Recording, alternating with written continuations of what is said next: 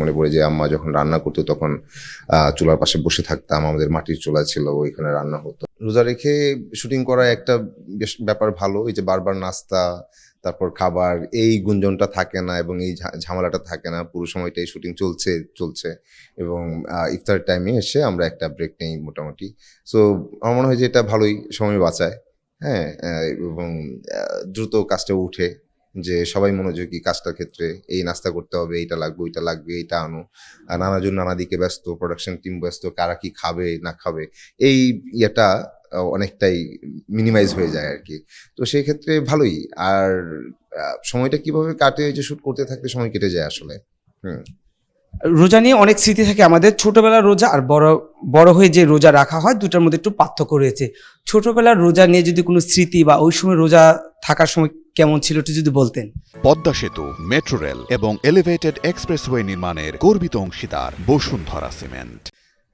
ছোটবেলার রোজা নিয়ে স্মৃতির মধ্যে সবচেয়ে বেশি মনে পড়ে হচ্ছে যে গ্রামে যখন ছিলাম, অনেক ছোট তখন, মানে 6-7 বছর বয়স। আমার যতটুকু মনে পড়ে যে আম্মা যখন রান্না করতো তখন চুলার পাশে বসে থাকতাম। আমাদের মাটির চুলা ছিল, ওইখানে রান্না হতো রান্নাঘরটায়।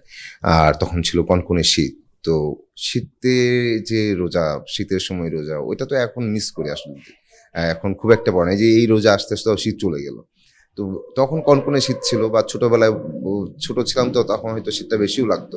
বাট ওই যে আপনার সেহরি রান্না হচ্ছে, একটা আমেজ কাজ করতো আর কি। আম্মা সজাগ, তো ঘুমিয়ে গেলে আমার পাশে গিয়ে বসে থাকতাম, এটা একটা ছিল। আর ওই যে মাঝে মাঝে মন খারাপ হতো যে ইফতারের সময় ডাকতো না, সকালবেলা কান্নাকাটি, তো পরদিন আবার ডাকার সময় উঠতে গিয়ে কান্নাকাটি, এগুলোই করতাম আর কি। আর একটা ব্যাপার ছিল যে যেটা খুব মিস করি, যে তখন খুব ঠান্ডায় আপনার ওই নদীর মাছের রান্না বলেন বা বিলের মাছ রান্না বললেন, ওটার একটা কেমন যেন একটা ওই জেলির মতো কেটে কেটে সে তরকারিটা নিতে হতো আর কি। হ্যাঁ, তো শীতের সবজি প্লাস মাছের হচ্ছে যে ব্যাপারটা ছিল।